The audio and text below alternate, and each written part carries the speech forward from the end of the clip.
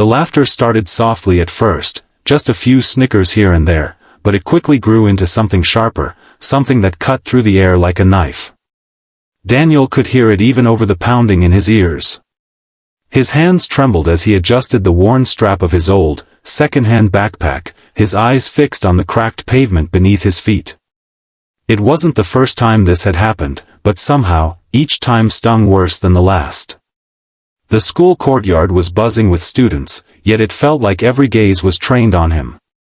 His oversized sweater, the one his mother had mended more times than he could count, hung loosely on his thin frame. His shoes, scuffed and patched, barely held together. And as he walked past the group of boys leaning against the brick wall, the taunts began. "Hey, where'd you get that sweater?" "The museum," one called out. Another chimed in, "Careful, man, it might crumble if you touch it." The laughter erupted again. Daniel swallowed hard, forcing himself to keep walking, to pretend none of it mattered. But inside, it did. It always did. Daniel wasn't just poor, he was invisible, except when people wanted to make him a punchline. His father had left years ago, and his mother worked 2 jobs just to keep the lights on. Money for new clothes, gadgets, or even a decent lunch was a luxury they couldn't afford. So he wore what he had, ate what he could, and tried to keep his head down. But teenagers have a way of sniffing out difference, and once they find it, they tear it apart. That morning, the worst of it happened. One of the boys, grinning cruelly, stepped forward and yanked Daniel's backpack off his shoulder. The zipper, already weak, gave way, and its contents spilled onto the ground, an old notebook, some worn pencils, and a lunch wrapped in foil. His lunch, a peanut butter sandwich, hit the ground, and they laughed even harder. Daniel bent down quickly, fighting the urge to cry. His throat burned. His hands shook as he tried to gather his things, but one boy stepped on the sandwich deliberately. "Oops," he said, smirking.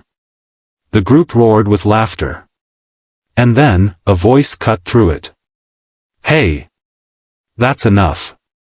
The courtyard went strangely quiet. Daniel looked up, and standing there was Mia Thompson. Everyone knew her, smart, confident, the kind of person who didn't just blend into the background. She wasn't part of the popular crowd, but she had a quiet kind of influence, the kind that made people listen. And right now, her sharp gaze was fixed on the boys.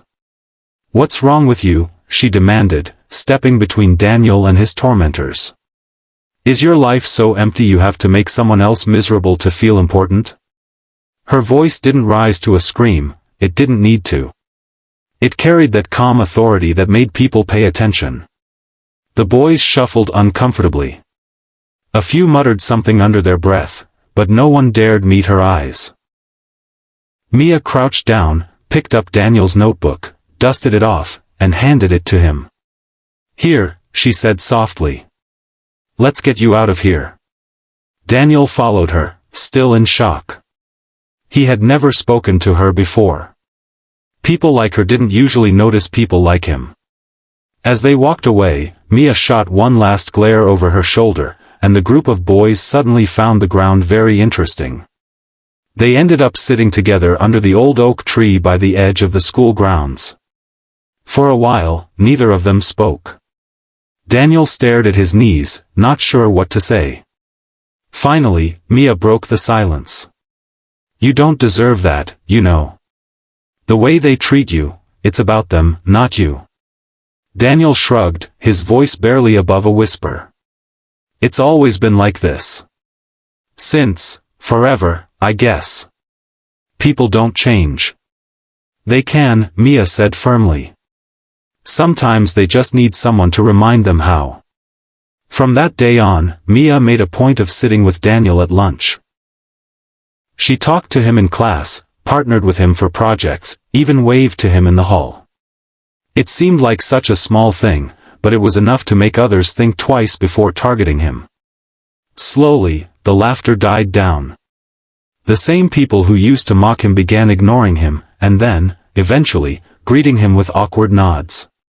One Friday afternoon, a few weeks later, Daniel found the courage to ask, "Why'd you help me that day?" Mia smiled. "Because once, someone helped me when everyone else was laughing. And I promised myself I'd do the same if I ever got the chance." The years passed, and the memory of that day stayed with Daniel. He carried it through high school, through the hard times at home, even into adulthood. And one day, when he saw a young man in a coffee shop being mocked for his stutter, he didn't hesitate. He stepped in, calm, firm, unshakable, just like Mia had. The cycle had come full circle. And Daniel finally understood. Sometimes, all it takes to change someone's life is one person brave enough to step forward when everyone else turns away.